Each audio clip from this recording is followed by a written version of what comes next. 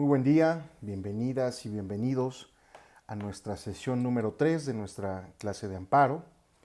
Ya en las sesiones anteriores hemos hablado un poco sobre los antecedentes históricos, sobre la conceptualización justamente de nuestro juicio de amparo, sobre el contexto de vivir en un Estado constitucional, democrático, de derecho, sobre la importancia de tener establecido un régimen de división de poderes y posteriormente comenzamos el análisis del juicio de amparo desde la perspectiva constitucional, es decir, desde su base normativa, conforme a los artículos 103 y 107 constitucional, hablando sobre algunas imprecisiones que se encuentran en el artículo 103 constitucional.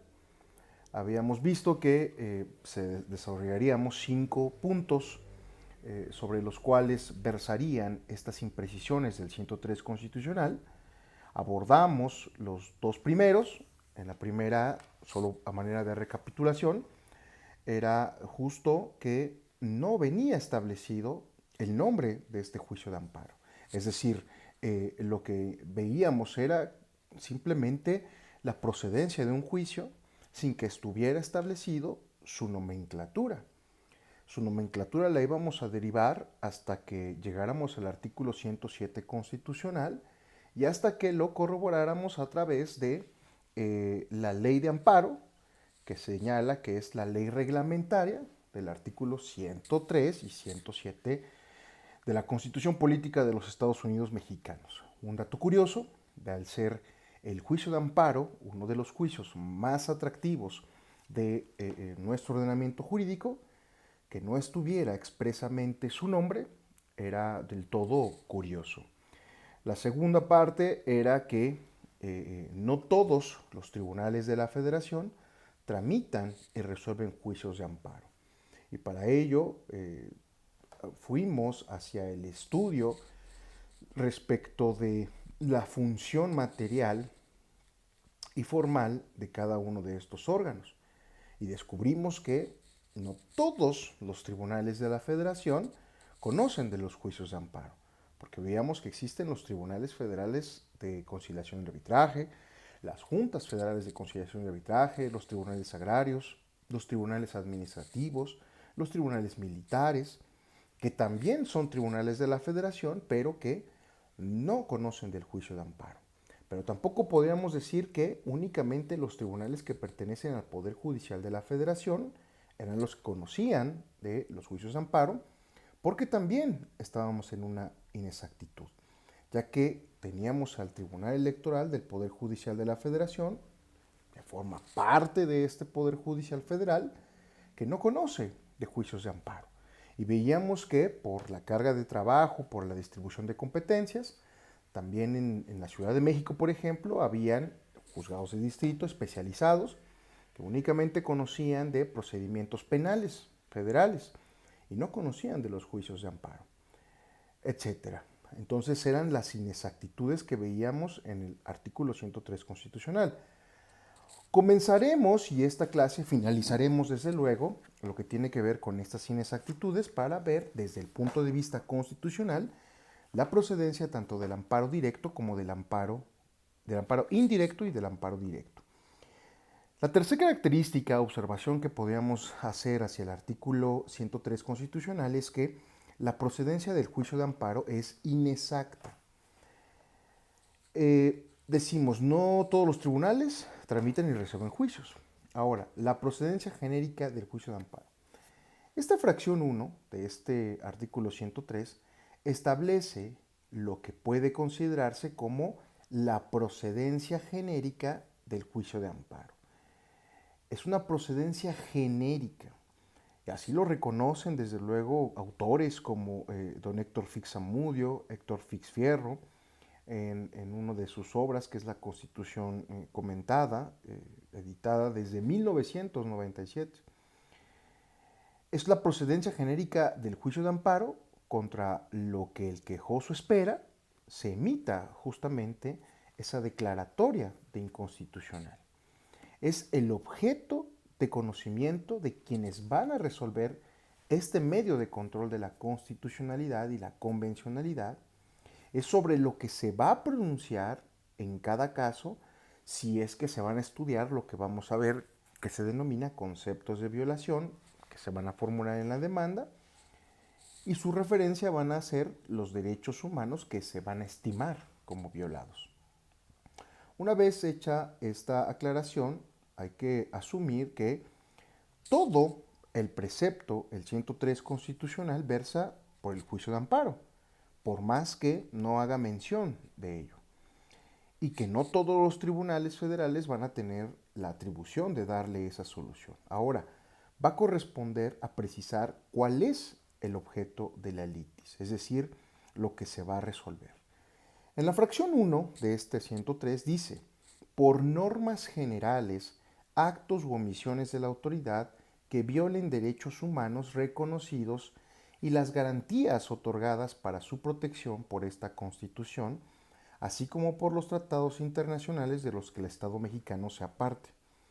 Como ya se mencionó en las clases pasadas, esta expresión se cambió y antes se decía por leyes de autoridad, leyes o actos de autoridad que violen garantías individuales.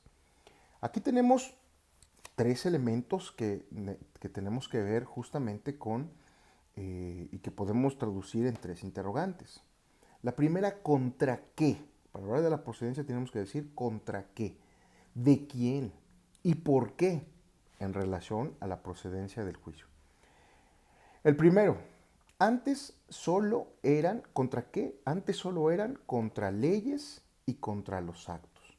Ahora, en lugar de leyes, acertadamente se adecuó el texto constitucional y ahora, que además siempre había sido de esa manera, porque anteriormente no era que nada más las leyes, sino que se estableció a través de la interpretación de los tribunales que no era solamente las leyes en su sentido formal, sino también las leyes en su sentido material eran susceptibles de impugnarse por este medio de control. Y aquí podríamos hacer un paréntesis para recordar un tema de sus clases de introducción al estudio del derecho o de teoría del derecho, donde hacíamos justamente esta diferencia entre lo que conocemos como disposición normativa y norma propiamente dicho. En aquellas clases hicimos la diferencia entre la disposición normativa, la cual hacíamos referencia única y exclusivamente al texto literal de cada norma, al texto que se encuentra en una ley, y la norma la tratábamos como esa interpretación que se le daba a esa disposición normativa. Y llegábamos a una conclusión sobre que una disposición normativa podía tener un montón, o n número de normas, porque se podía desprender diversas interpretaciones. Ahora, cuando anteriormente a la reforma a la ley, constitucional en materia de amparo solamente decía leyes, por supuesto que los tribunales interpretaron que no nada más se referían a leyes en su sentido formal, es decir, a leyes que hayan pasado por ese procedimiento de creación, ese proceso de creación, emitido por el órgano legislativo por excelencia, sino también lo constituía las leyes que se emitieran en sentido material. Todas las normas en un amplio sentido pueden ser impugnadas. Sin embargo, no significa que ahora se haya ampliado justamente ese espectro de disposiciones generales, como acuerdos, reglamentos, decretos, sino que se corrigió justamente esa inconsistencia. Pues dentro del foro jurisdiccional hay algo que se llama amparo contra leyes, y ese amparo contra leyes ha existido desde hace mucho tiempo, no es que exista una novedad ahora con esta incorporación. Ahora, actos, si nos referimos nosotros a por normas generales, actos o omisiones, actos es justamente la expresión más pura, más sintetizada, que va a abarcar tanto a las normas generales como a las omisiones. porque decimos que son actos de omisión. Es decir, si nosotros buscáramos simplificar justamente lo que tiene que ver con la procedencia del amparo, podríamos decir que son actos. Y dentro de la palabra actos pueden estar incorporados las normas generales y las omisiones, porque al final del día terminan siendo actos.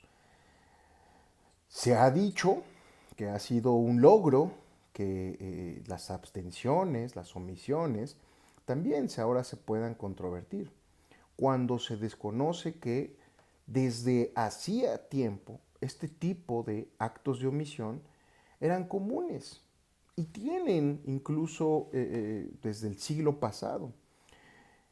Y se ha hecho justamente con base en múltiples criterios jurisprudenciales.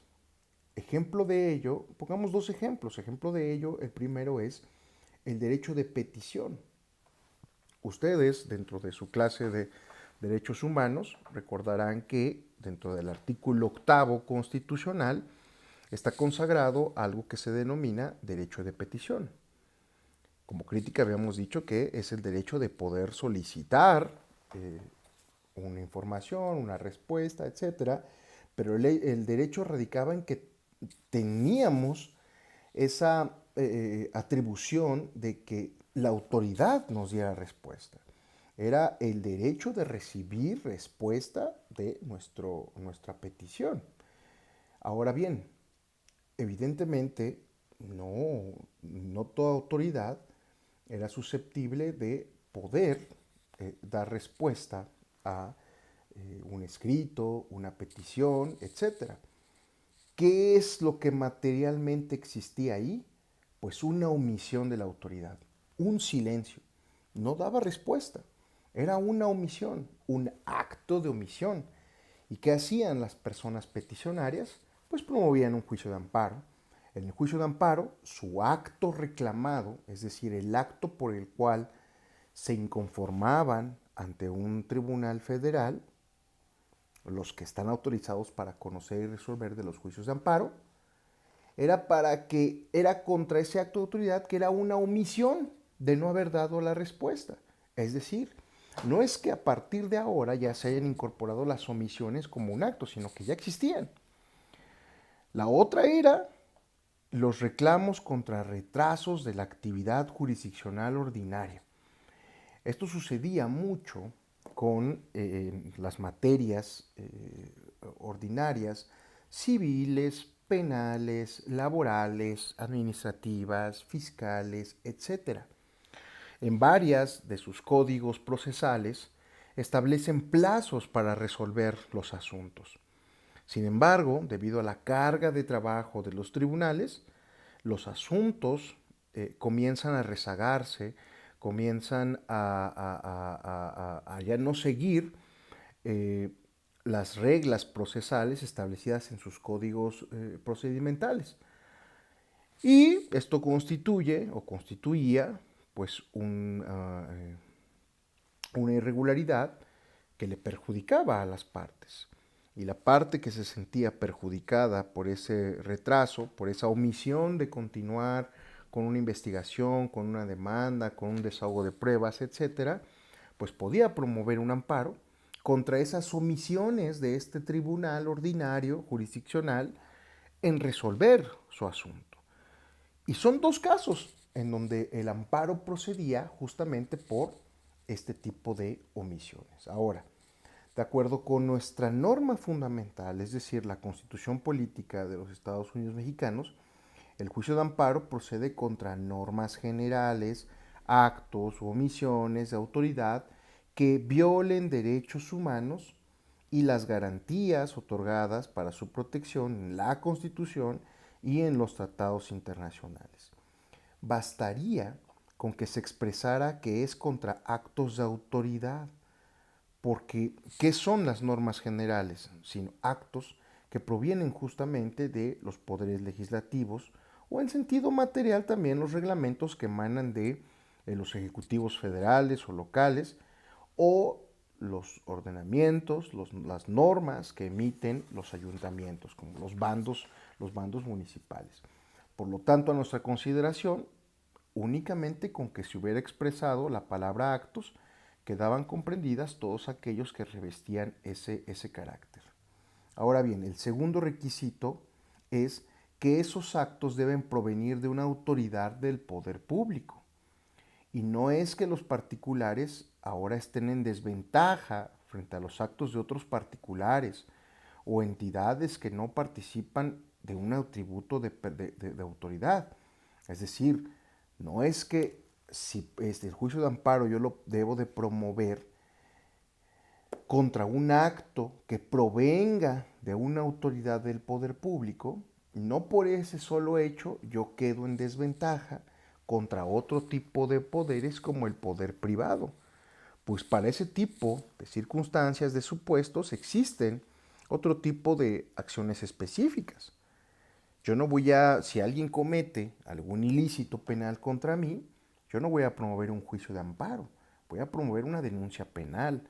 Si alguien tiene una deuda y yo soy su acreedor, no voy a ir a promover un juicio de amparo, tengo que ir a presentar una demanda de carácter civil. Si yo tengo una queja contra el IMSS, contra el ISSSTE, no voy a ir a acudir a promover un juicio de amparo.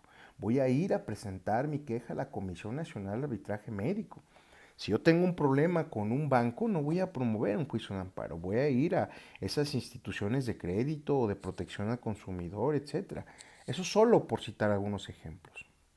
La actual ley de amparo, en su artículo 5, fracción segunda, el segundo párrafo, también dispone que las autoridades de carácter particular o los particulares van a tener justamente ese carácter de autoridad responsable, pero enuncia los requisitos y dice cuando realicen actos equivalentes a los de autoridad, que afecten derechos y cuyas funciones estén determinadas en una norma general, excepción que reafirma la regla general. En congruencia con la reforma del artículo primero constitucional, se reestructuró el artículo 103 en el sentido de que los actos de autoridad deben tener una cualidad. ¿Cuál es esa cualidad? Deben ser violatorios de derechos humanos reconocidos y las garantías otorgadas por la Constitución, así como por los tratados internacionales de los que el Estado mexicano sea parte. Ahora, cuando vemos la redacción anterior con la nueva, vemos que se sustituyó justamente la expresión de garantías individuales. Por supuesto, esta expresión lo que hacía era distorsionar el auténtico contenido de los derechos consagrados en la Constitución. La verdad es que nunca esas garantías individuales, en primer lugar, fueron garantías y tampoco fueron individuales. Y no lo son porque cuando nosotros definimos qué es una garantía, la garantía es justo ese medio de defensa para reparar alguna transgresión a esos derechos. Es decir, esa garantía es lo que le va a asegurar al gobernado de que la autoridad va a cumplir o alguien la va a hacer cumplir con una obligación que se comprometió a asumir desde el principio. Y que la garantía es justamente va a ser ese medio de tutela de ese ejercicio, de ese derecho. Ahora, individuales tampoco, porque cuando la Constitución o la ley de amparo se redactó y hizo referencia a garantías individuales, pues se referían tanto individuales de los nacionales como de los extranjeros. Se refiere a personas físicas como personas morales. Y estas últimas, las personas morales o jurídico-morales, pues son vistas como individuos solamente bajo una cierta óptica de interpretación.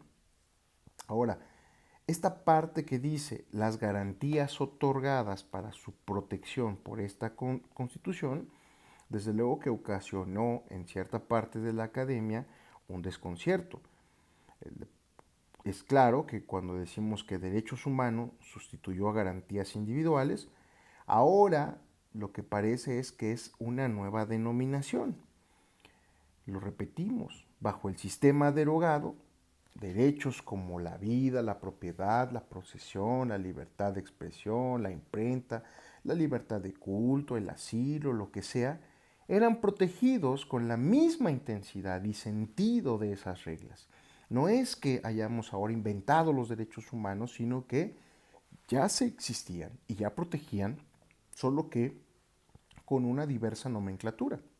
Ahora, aun cuando se reconozca que las normas de derechos humanos de fuente internacional tienen un rango constitucional, difícilmente vamos a encontrar una prerrogativa que esté en un tratado internacional que no esté ya en la propia Constitución.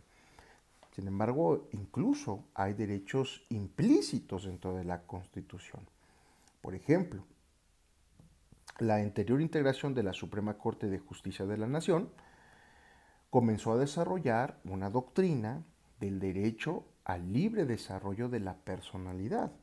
Si nosotros buscamos en la Constitución Política, desde el artículo 1 al 136, nos vamos a percatar que en ninguno de sus articulados se prevé el derecho al libre desarrollo de la personalidad de la persona, sino que fue una construcción que se basó en otro tipo de derechos, como los derechos de dignidad, etc. Pero este desarrollo hizo que existieran este tipo de derechos que están implícitos en la Constitución, que no están explícitos, es decir, que no están en nuestra Constitución, sino que están implícitos. Desde luego que, por eso decimos, es difícil encontrar un derecho consagrado en un tratado internacional que no esté en la propia Constitución. El término garantías individuales fue sustituido por el término de derechos humanos.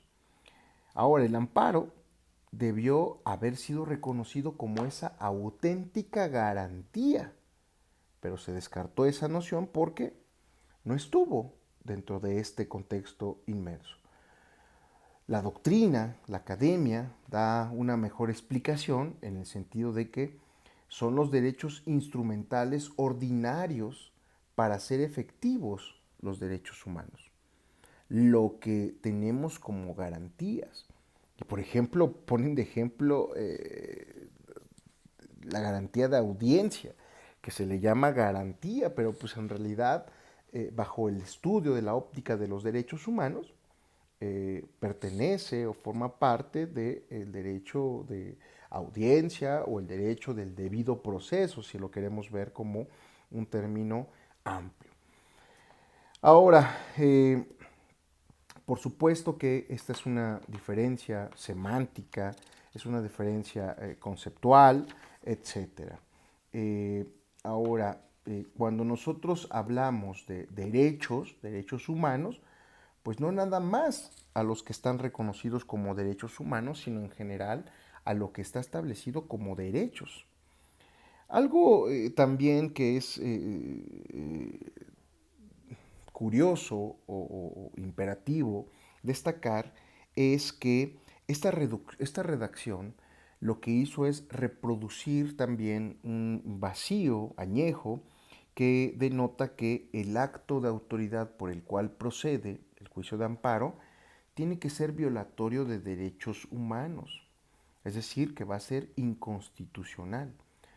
Pero al estar redactado de esa manera, lo que podemos nosotros deducir es que ya desde antes se está anticipando que el acto por el cual yo voy a impugnar un acto de autoridad, etcétera, ya es violatorio de derechos humanos. Es decir, no hay una presunción en cuanto a la redacción sobre que el hecho se estime o que fuera posible o presuntamente violatoria de derechos humanos, sino que la redacción quedó justo así. Dice el artículo, la fracción 1 del 103, por leyes o actos, por normas generales, perdón, actos o omisiones de la autoridad que violen derechos humanos. Desde ahí ya está anticipando que son violatorios de derechos humanos. Ahora, de ser así, es decir, de anticipar que la calificación que la autoridad transgrede el orden constitucional, pues evidentemente ya no va a quedar materia para el juicio. Si decimos que ya desde el principio es violatorio de derechos, pues ¿para qué promovemos un amparo, no? Salvo que la literalidad, el poder nosotros interpretarlo a la literalidad, pues vamos a llegar justo a esa conclusión incorrecta. Porque cuando decimos que se estimen violatorios de derechos, pues ya en automático, ¿para qué queremos un juicio? Se otorga el amparo y ya. Esto no sucede, por ejemplo, cuando hablamos de los medios de control constitucional que están establecidos en el artículo 105 constitucional, cuando en la fracción segunda dice, cuando se refiere a lo relativo a las acciones de inconstitucionalidad, dice que establece que tienen por objeto plantear, y aquí se subraya, la posible contradicción entre una norma de carácter general y la Constitución. Aquí esta redacción, por ejemplo, del 105 constitucional no incurre en el error de asegurar que el hecho, el acto, se estima como violatorio de derechos humanos, sino aquí dice la posible contradicción que exista entre la norma y la constitución política. Ahora, en síntesis, esta fracción 1 de este precepto constitucional, pues es lo que podemos nosotros establecer como la procedencia genérica del juicio de amparo. Es contra lo que el quejoso estima que se va a emitir esa declaratoria de inconstitucionalidad. El objeto de conocimiento de quienes van a resolver este medio de control constitucional y convencionalidad sobre lo que se va a pronunciar en caso de estudiarse estos conceptos de violación que van a estar en la demanda o en su referencia y que serán los derechos constitucionales que se estimen violatorios. La procedencia genérica contra actos, si lo podemos resumir, actos que emanen de una autoridad pública. Ahora bien, si ustedes continúan con la lectura de este artículo 103 constitucional, verán que existe la fracción 2 y la fracción 3.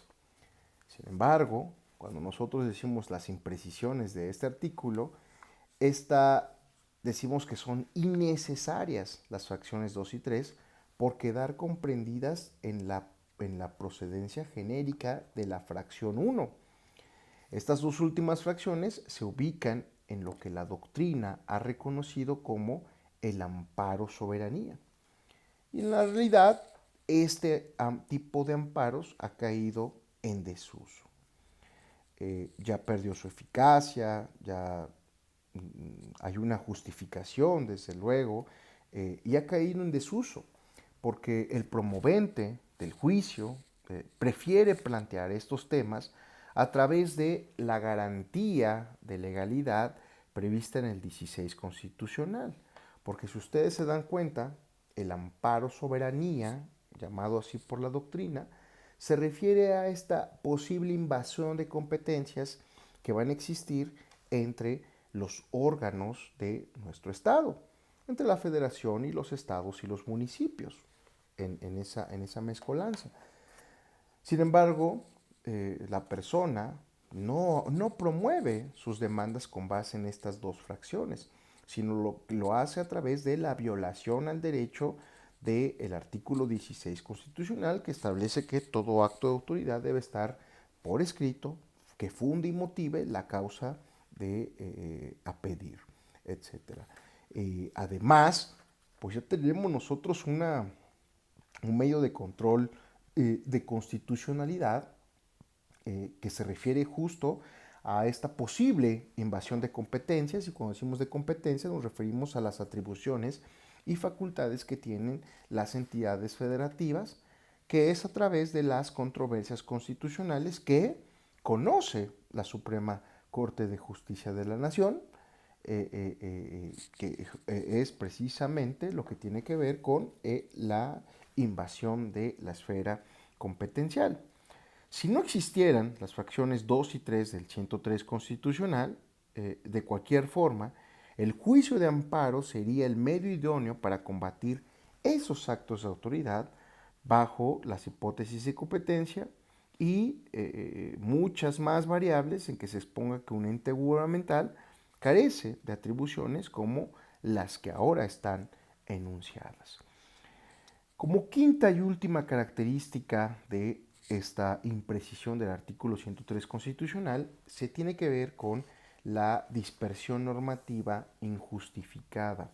Es decir, que si nosotros queremos tener una técnica legislativa, debemos de tener una metodología en cuanto a dónde ubicamos este tipo de procedimientos en la Constitución.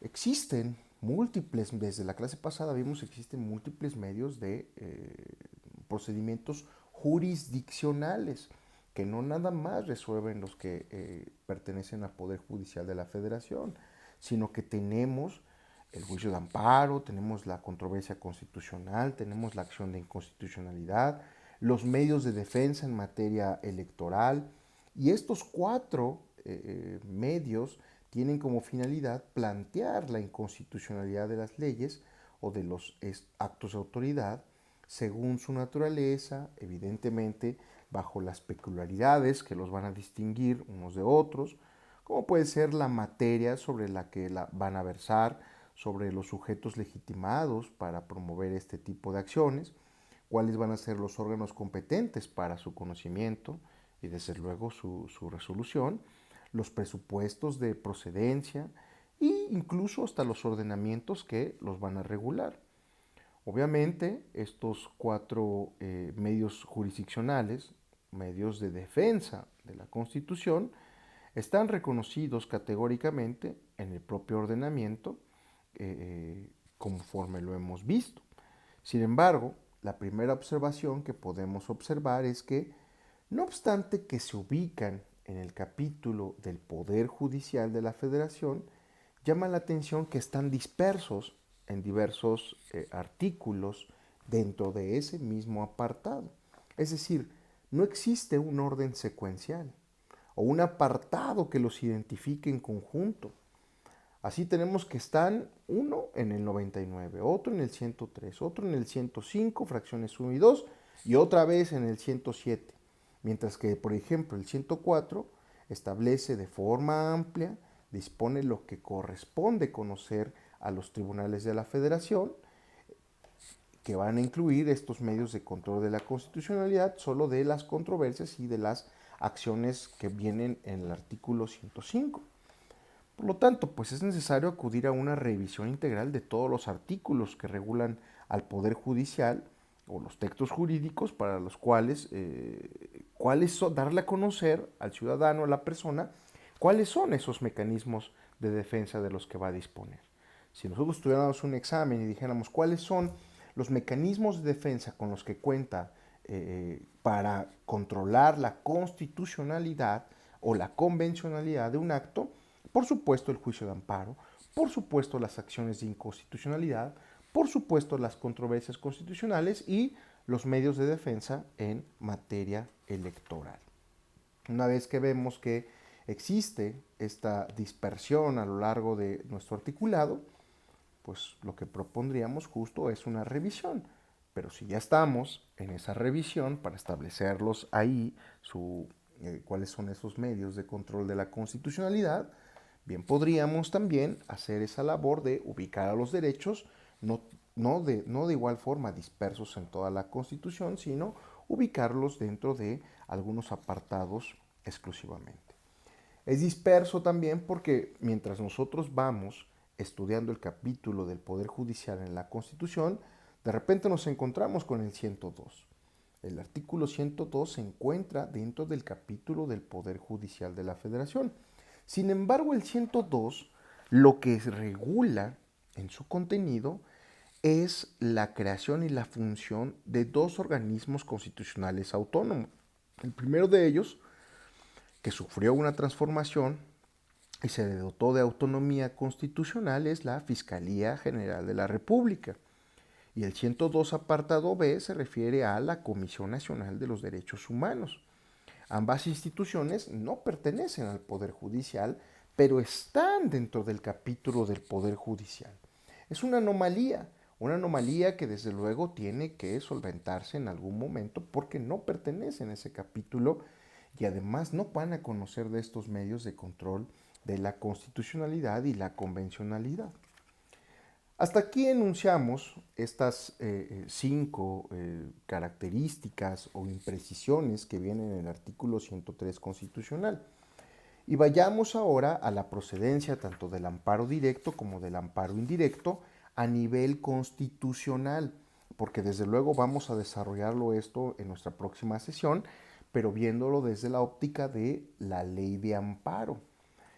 Ahora nosotros tenemos que la procedencia del amparo directo e indirecto pues son las que establecen desde la propia Constitución, pero que se van a desarrollar en la ley de amparo. El enfoque es el enfoque constitucional de la procedencia del juicio de amparo. Más adelante lo vamos a hacer y a detallar con más precisión a partir de las reglas que emanan de esta ley secundaria que se denomina Ley de Amparo, reglamentaria de los artículos 103 y 107 de la Constitución Política de los Estados Unidos Mexicanos. Ahora, ya quedó establecido que los elementos de referencia van a ser el acto reclamado y por el otro la autoridad responsable.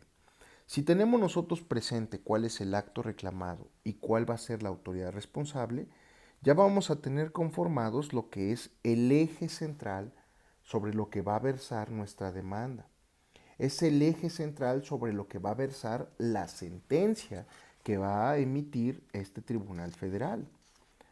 Para decirlo someramente, el acto de autoridad es lo que el quejoso pretende que se declare inconstitucional. Es lo que pretende que se deje insubsistente, lo que va a estimar contrario a sus derechos constitucionales. Las reglas de procedencia son útiles, van a permitir avanzar o descartar en los supuestos en los que no va a ser factible ese litigio.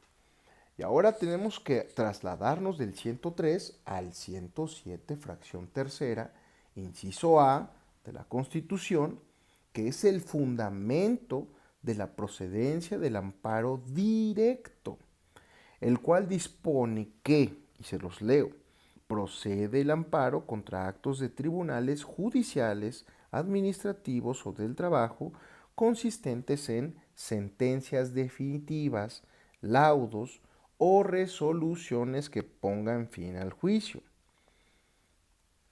Vayamos a las omisiones que tiene ahora el 107 constitucional, porque no deja de llamar la atención de que de nueva cuenta es indispensable acudir a la interpretación porque no existe la voz amparo indirecto y lo que se extrae como procedencia. Es decir, no nombra en el 103 que se trata de el juicio de amparo y en el 103 no está que es el amparo indirecto. Estas dos expresiones, tanto de amparo directo como de amparo indirecto, son producto de una irreflexiva denominación. Primero del foro, el foro jurídico, pero posteriormente formó parte del legislador. En el texto constitucional original, tanto de la Constitución como de la Ley de Amparo abrogada, no estaban reconocidas. Aunque estaban reconocidas desde el principio, ambos juicios eran identificados por el tribunal que los resolvía. Por ejemplo, en 1917 no había la nomenclatura actualmente conocida que los distinguiera. Ahora, lo que ahora conocemos como amparo directo estaba reservado para la Suprema Corte de Justicia de la Nación y el indirecto lo hacía para los juzgados de distrito.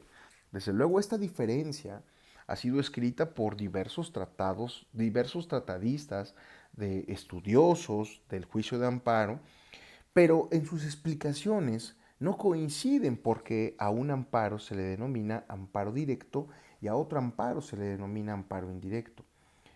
Y lo que hacen es acudir a las características de cada uno de ellos para sugerir cuál es el motivo de bautizarlos, nombrarlos de ese modo. Hay, por ejemplo, quienes sostienen que es directo porque la demanda se presenta directamente ante la autoridad responsable. Y es indirecto porque se presenta ante una autoridad distinta a la autoridad responsable. Esto es cierto, Pero aunque sea cierto, no parece que sea esa razón más atinada para conocer el origen de estas voces. La teoría más aceptada parte de la idea de que como el amparo evolucionó en amparo directo, porque antes el amparo directo era el exclusivo que se tramitaba ante la Suprema Corte de Justicia de la Nación. Los abogados, los juzgadores, los docentes, los tratadistas lo identificaban de esa forma, porque procedían ante la Suprema Corte. Era directo. Y así estaba redactado, por ejemplo, el 107, fracción 8, en su texto original de la Constitución Política de 1917. Así lo dice su fracción octava. Cuando el amparo se pida contra una sentencia definitiva, se interpondrá directamente ante la Suprema Corte de Justicia de la Nación. En esta fracción que yo les acabo de leer, y para lo que a nosotros nos interesa, esta expresión de interponer directamente es como la forma en cómo se impugnaba y cómo se presentaba el juicio de amparo contra las sentencias definitivas, laudos o resoluciones que ponían fin a ese juicio. Y se interponían justo ante la Suprema Corte de Justicia de la Nación. Así pudo haber surgido esta polémica nomenclatura, amparo directo, porque directamente se interponía ante el autotribunal.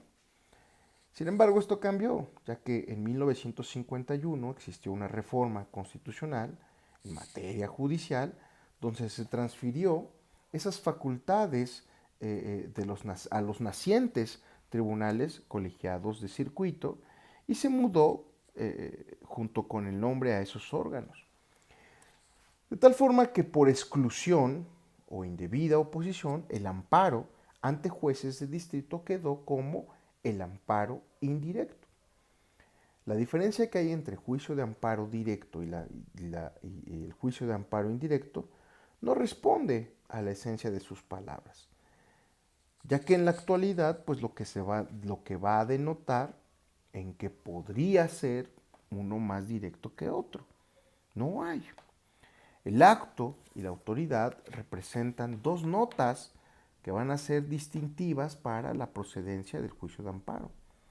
En la actualidad, por convencionalismo y con el propósito de distinguir el amparo que conocen los tribunales colegiados de circuito, que va a ser competencia de los jueces de distrito, esta legislación adoptó esta nomenclatura que, repito, surgió en el foro profesional, al grado ahora de aceptarse las denominaciones de amparo directo y amparo indirecto como las dos modalidades o tipos de mecanismo de este medio de control de la regularidad constitucional.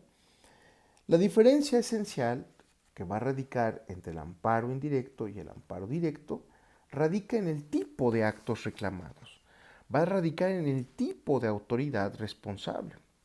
Una vez que se va a decidir la vía, la autoridad que va a conocer de cada uno de ellos, su tramitación y sus reglas específicas son también las particularidades que los van a regir uno del otro. El más sencillo de comprender va a ser el juicio de amparo directo, ya que gira en torno a un solo acto genérico, que es una resolución que pone fin al juicio. La sentencia es una resolución que pone fin al juicio. El laudo es una resolución que pone fin al juicio. Por lo tanto, si lo queremos ir acotando, el acto genérico de procedencia es la resolución que pone fin al juicio. Y se reduce a un solo tipo de autoridad, un tribunal. ¿Contra qué va a proceder el amparo directo y contra quién va a proceder ese amparo indirecto? En cuanto a los tribunales, precisa que deben ser judiciales, administrativos o del trabajo. Lo que parece innecesario, va a bastar la sola mención de que fuera un tribunal.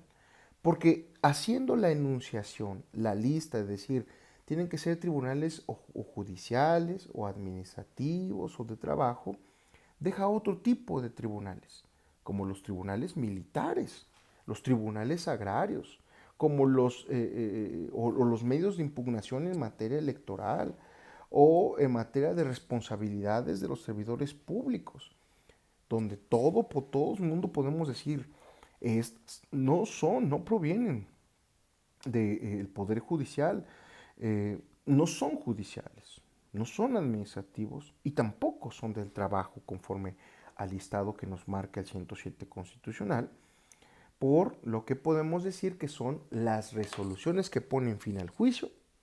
Se crea una clasificación detallada, desde luego, en la ley de amparo, y dice que son sentencias definitivas, laudos o resoluciones que ponen fin al juicio. Y repito, si lo queremos decir en unas solas palabras, procede el amparo directo contra aquellas resoluciones que ponen fin al juicio y que provienen de los tribunales. Pasemos rápidamente, y lo estoy diciendo que es rápidamente porque vamos a analizar la procedencia conforme a la ley de amparo, pero ahorita estamos analizando la procedencia conforme a la Constitución. En cuanto al amparo indirecto, en cuanto a su procedencia, ocurre algo similar a la del juicio de amparo directo. A diferencia de la ley de amparo, en la Constitución no existe una norma que defina con exactitud la procedencia en la vía directa ni indirecta.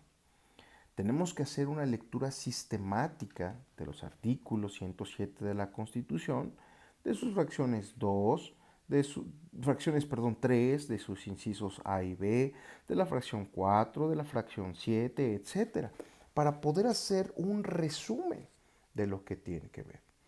Y para hacerlo de forma más práctica, de estas dos primeras fracciones que mencioné, tanto la 3 como la 4, se puede detectar la procedencia del amparo indirecto. Mientras que la tercera, reitera, son los actos contra los que procede. Prevé el órgano que generalmente lo va a tramitar y resolver. Desde el ámbito de vista constitucional, los actos que van a ser susceptibles de ser combatidos en la vía de amparo indirecto son las siguientes, y lo decimos de forma muy genérica. Actos en juicio cuya ejecución sea de imposible reparación. Actos fuera de juicio. Actos después de concluido el juicio. Actos que afecten personas extrañas a juicio. Normas generales. Actos de autoridad distintas de los tribunales. Omisiones de autoridad distinta de los tribunales. Esas son, en esencia, los actos respecto de los cuales procede el amparo directo. La ley reglamentaria, la ley de amparo, desde luego reproduce cada uno de ellos y establece condiciones, lineamientos, precisiones sobre los mismos, como lo vamos a ver en nuestra próxima sesión. Si bien es cierto que tanto el amparo directo como el amparo indirecto coinciden con autoridades responsables, tribunales, dependerá del acto que se reclame para resolver si se trata de una vía directa o de una vía indirecta. De manera que si se trata, por ejemplo, de una resolución que pone fin a un juicio, como por ejemplo la sentencia que va a resolver de fondo la controversia, o la resolución que sin decirlo lo da por concluido, entonces va a proceder el amparo directo. Pero si la resolución combatida del tribunal es un acto dentro del juicio, y como lo hemos enunciado, que tiene una ejecución de imposible reparación, un acto fuera de juicio, uno después de concluido, o que afecte a personas extrañas, procederá el amparo indirecto. Ahora, si no se encuentra en alguno de esos supuestos, como podría ser un auto que determine o que admite la demanda del juicio ordinario, o una actuación intraprocesal que no afecte derechos sustantivos, esta será o podrá estar para cualquiera de las dos vías. Todo lo que hemos expuesto en tanto en la sesión 2 como en esta sesión, nos hace ver que el procedimiento de amparo tiene una procedencia genérica. Y la procedencia genérica son actos de autoridad. Ya después veremos que tanto el amparo directo como el amparo indirecto existen determinados actos de autoridad que proceden en uno y que proceden en otro. Pero la procedencia del juicio de amparo son contra actos de autoridad. En estas dos modalidades, el acto y la autoridad contra los que se promueve van a ser un indicador de procedencia y un indicador diferenciador entre lo que tiene que ver con el amparo directo y el amparo indirecto. El amparo directo va a proceder con esas resoluciones que ponen fin al juicio, que emanan de los tribunales, mientras que en la vía indirecta procede contra otros actos, incluye omisiones, incluye normas generales, tanto de tribunales, aunque no siempre sean una resolución que pone fin al juicio, como de otras autoridades del Poder Legislativo, del Poder Ejecutivo, como de los órganos autónomos, ya sea federales, ya sea estatales, de la Ciudad de México, municipales, salvo que exista expresamente un impedimento previsto en la Constitución o en la Ley de Amparo como una causal de procedencia. Hasta aquí hemos hablado lo que tiene que ver de manera muy general, lo que tiene que ver con el amparo directo y lo que tiene que ver con el amparo indirecto. Tratamos de resumir o sintetizar lo que tiene que ver con la procedencia. Es un tema genérico. Sin embargo, si nosotros llegáramos a comprender este tipo de procedencia de nuestro amparo, es más fácil poderlo desarrollar ya al redactar una demanda. Es mucho más sencillo tener presente, tener claro cuál va a ser la vía por la cual yo voy a tramitar un juicio de amparo. Y es muy importante determinarlo desde esta oportunidad para que nosotros comencemos a desarrollar esa expertise, ese colmillo para saber qué tipo de amparo es el que va a proceder. Si estuviéramos en una clase presencial, les estaría explicando diversos ejemplos y ustedes me dirían qué es lo que procede. Ya cuando nosotros vayamos a los principios del juicio de amparo, veremos que existen muchas excepciones a estas procedencias. Por ejemplo, decimos, el amparo directo procede contra sentencias, laudos que ponen fin al juicio emanado por tribunales judiciales, administrativos o del trabajo.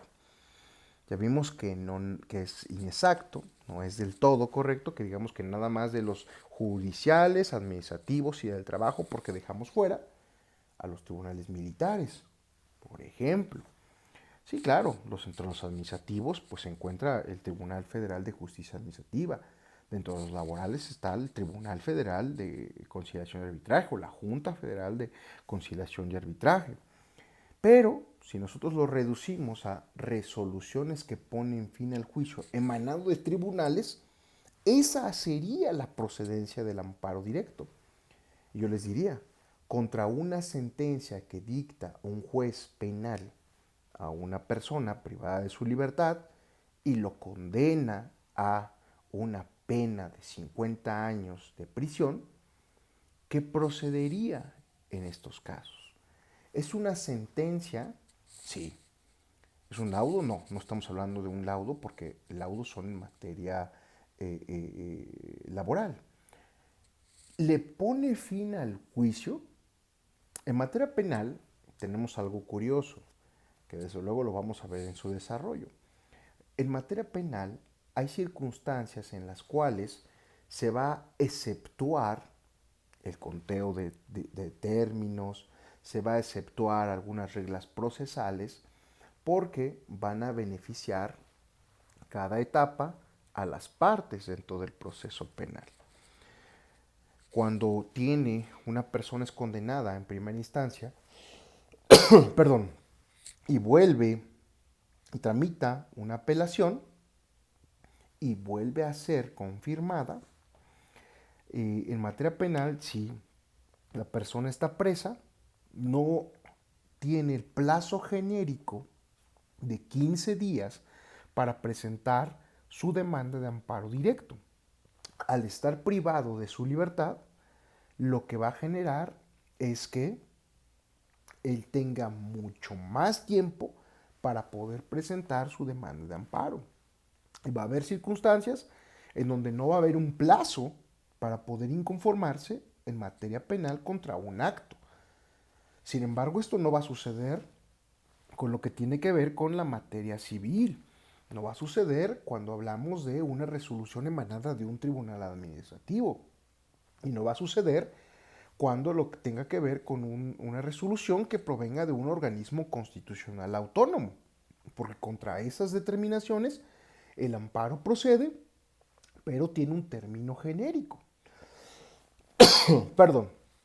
Por lo tanto, tenemos que identificarlo desde ahora cuál va a ser la vía. Si, por ejemplo, un juez emite una orden de aprehensión, ya lo vimos en nuestra clase de Derecho Procesal Penal, las órdenes de aprehensión las va a ejecutar el Ministerio Público autorizadas por un juez de control, un juez federal, un juez de Poder Judicial. Al emitirse esta orden de aprehensión, lo que va a hacer es que va a ir la policía, va a prenderlo y lo van a llevar ante el juez. Es una orden de aprehensión ante el juez o ante el Ministerio Público. Lo estamos aprendiendo porque hay elementos que permitan afirmar su participación o su posible participación en la comisión de un hecho delictivo. Se trata, la orden de aprehensión, de un acto que por supuesto va a generar una afectación para quien va dirigida. Contra ese tipo de actos emanados de un tribunal, tenemos que pensar si se trata de una resolución que pone fin al juicio. Por supuesto que llegaríamos a la conclusión de que no. Una orden de aprehensión no es un acto que va a poner fin al juicio. Al contrario, va a ser un acto que va a dar pauta a que se siga un procedimiento, que está emanado de un tribunal, desde luego, emana de un tribunal. Y contra esa circunstancia va a proceder un amparo indirecto. Y veremos las reglas que se establece para cada uno. Porque cuando vemos la diferencia entre amparo directo y amparo indirecto, los tratadistas decían, es que el directo va justo ante la autoridad responsable. Y el indirecto lo presentamos ante una autoridad que no es la responsable. En la práctica sucede, sin embargo lo hemos visto, no es del todo cierto esta diferencia. Desde luego que tiene cierta razón. Lo veíamos como un elemento histórico. Era directo porque se presentaba directamente ante la Suprema Corte de Justicia de la Nación. Pero estábamos hablando de antes de 1950, cuando nuestra población era una población mucho menor. No era una población como la que tenemos ahora, y que si queremos que nuestro amparo vaya o lo conozca la Suprema Corte de Justicia de la Nación, pues no va a ser de todo cierto. Veremos las reglas por las cuales sí, la Suprema Corte va a poder conocer de ciertos juicios de amparo, amparos en revisión, etcétera, pero que tiene que seguir ciertas reglas, tiene que tener una relevancia nacional para poder conocerlo, o que se haya pronunciado sobre la constitucionalidad de una determinada norma, etcétera. Vamos a ver estos requisitos desde luego cuando vayamos ya a lo que tiene que ver con la tramitación de cada uno de estos juicios de amparo.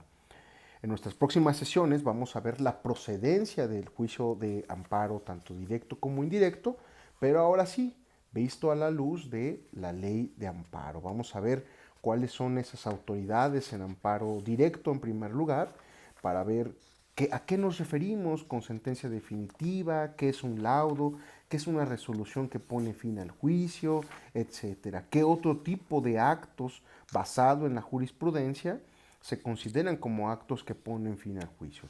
Después analizaremos lo que tiene que ver con la procedencia del amparo directo. Vamos a ver el amparo contra normas generales, vamos a ver justamente los actos de autoridad distintas a los tribunales, pero que van a derivar de un procedimiento. Si son procedimientos que van a causar una imposible reparación, si son actos fuera de juicio, actos después de concluido el juicio, es decir, cada uno de los supuestos que esta clase hemos visto enunciado, vamos a verla una por una. Así que yo les pediré que en nuestra próxima sesión ustedes tengan preparado su ley de amparo vigente, por favor. De mi parte es todo por esta sesión. Les deseo un muy buen día. Muchas gracias.